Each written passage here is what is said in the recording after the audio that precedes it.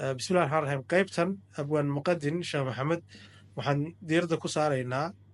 taariikhdiisa iyo qoyska uu ka soo jeedo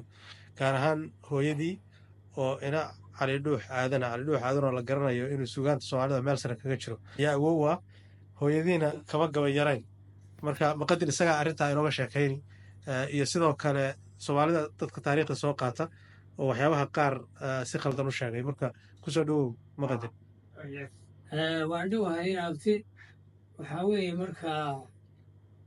anugu sidaad u sheegtay waxaan ahay maqadin sheekh maxamed hawo cali dhuuxna hooyadii bay ahayd hawo cali dhuux marka cali dhuux kama aynan gabayarayn sida xaqiiqada marxalad kasta oon soo marro way ka gabi jirtay weji kastoy leedahay way ka gabi jirtay gabayadeediina inta badan waa la hayaa hawo cali waxay nagu dhashay 4 nin iyo 3 gabdhood yaa maaragtay u weynaaday oo reero u yeeshay oon hadda weli ku noolahay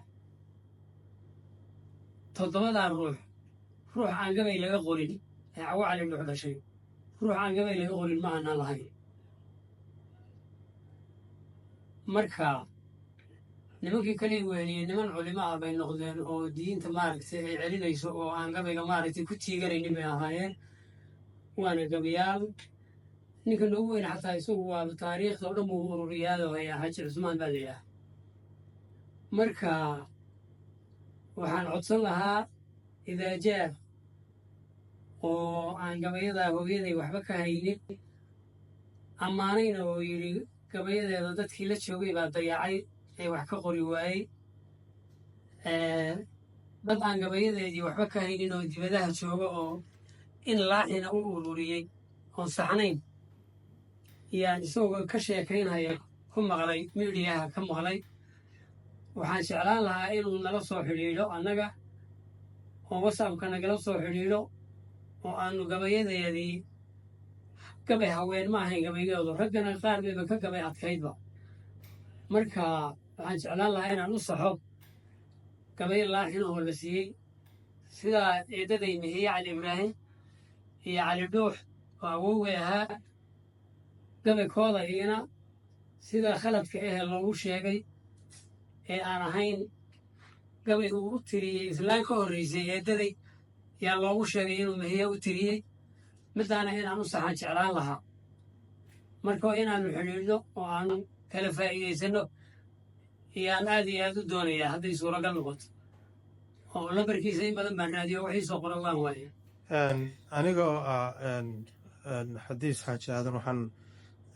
caddaynayaa aan dhowr jeer la kulmay ninka la yidhahda idaajaha isku magaalana degannahay magaalada birmingham caasimada labaad ee dalka ingiriisku degan yahay fariintaas way gaadhaysaa insha allah waxaan u malaynayaa isaguna inuu aad ugu baahan yahay marka hawsha ayada aanaa qaban doona hadduu ilaha yidhahdo marka waxaa jirta taariikh yar maadaama oo muqadin uu cali dhuux awow yahay aadan ood garanaysaan oo gabayadii mubaragga bilaabay ahaa sugaanta iyo taariikhda uu garanayo halaasina waxaa jirta muqadin oo la sheego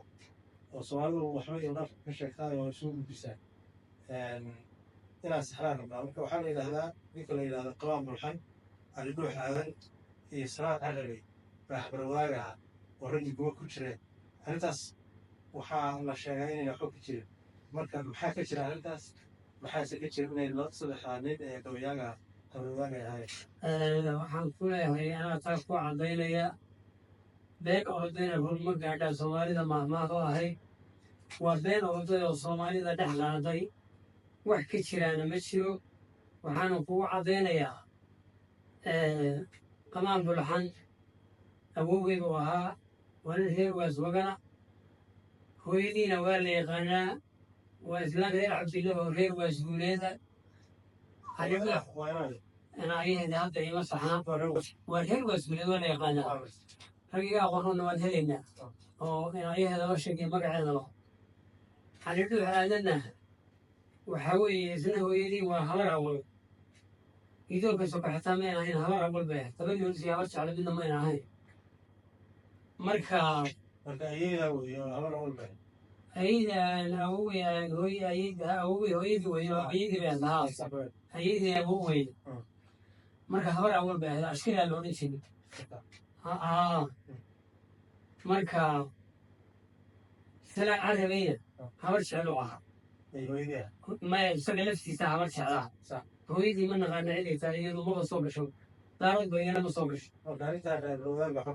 waxba kama jiraan haddii markaa waxa lagu soo qaatay ee sababta looga dhigahayo yaa waxay tahay caliluux iyo qamaan waxay ahaayeen niman isu seedi ah oo caliluux wuxuu qabay eedadii iyo eedadii buu la yaaba isaga dambeeyey labadaaba eedadii iyo aabaha eedadii yaa isaga dambeeyey caliluux marka isagoo inanayaal waxranta ma jiray qamaanna dee halgaad maasaa ka dhaxaysay oo niman isu seedinaha qadiyadana gabi uu ka dhexeeyay ahaayeen marka iyagoo wada jooga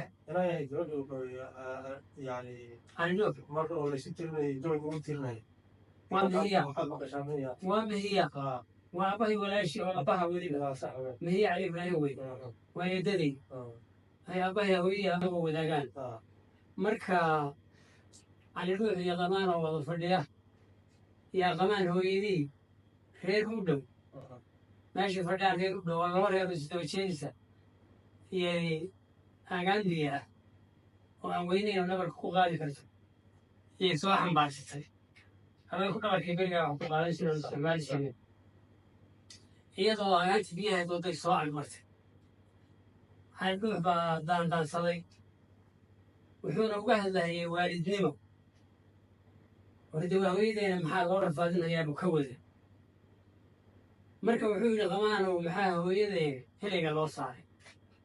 maxaa loo hoggaan baray duqdii ina u hawshootay heeryada maxaa loo qoraray baaba habarteenibi gabaygaasa waxaa laga soo qaaday inay habaryartii ahayd oo bil qiyaasi ah wax jira aan ahayn sidaasaa la yskula doontay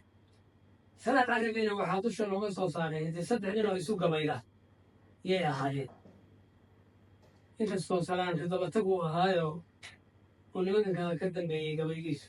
marka waxay sidaahdeen 3 nin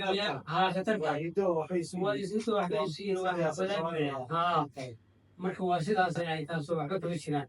marka sidaasaan ugu cadaynaynaa dadkiiaba beerta lagu qolaadeeyey